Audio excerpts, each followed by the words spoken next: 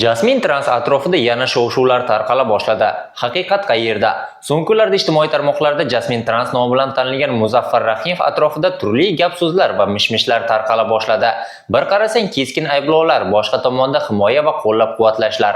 Har kim o'z fikrini bildirmoqda. Ammo bu fikrlar bir-biriga mutlaqo zid. Hurmatli tomoshabin, kunning tezkor xabarlarini o'tkazib yubormaslik uchun video ostida like tugmasini bosib qo'yishni hamda kanalimizga obuna bo'lishni unutmang.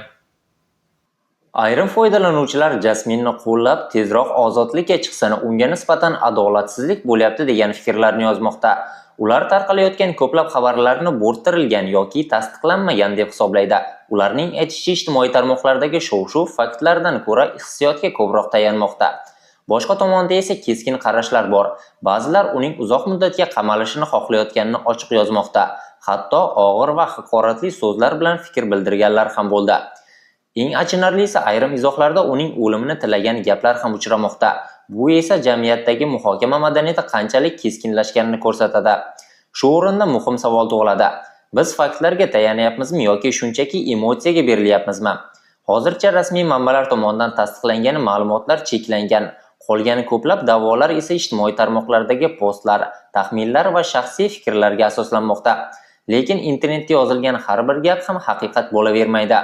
Yana bir jihat, odamlar ko'pincha to'liq kontekstni bilmasdan turib xulosa chiqaradi.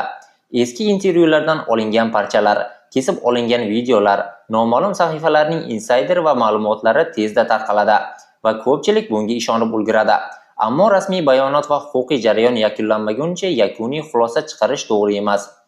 Bu voqea nafaqat bitta shaxs atrofidagi mojaro, balki jamiyatning qanday munosabat bildirayotgani haqida ham ko'p narsani ko'rsatmoqda.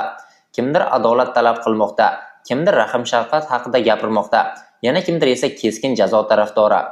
Eng muhimi, har qanday vaziyatda insoniylikni saqlab qolish, tanqid qilish mumkin, fikr bildirish mumkin, lekin nafrat va o'lim tilash bu boshqa masala.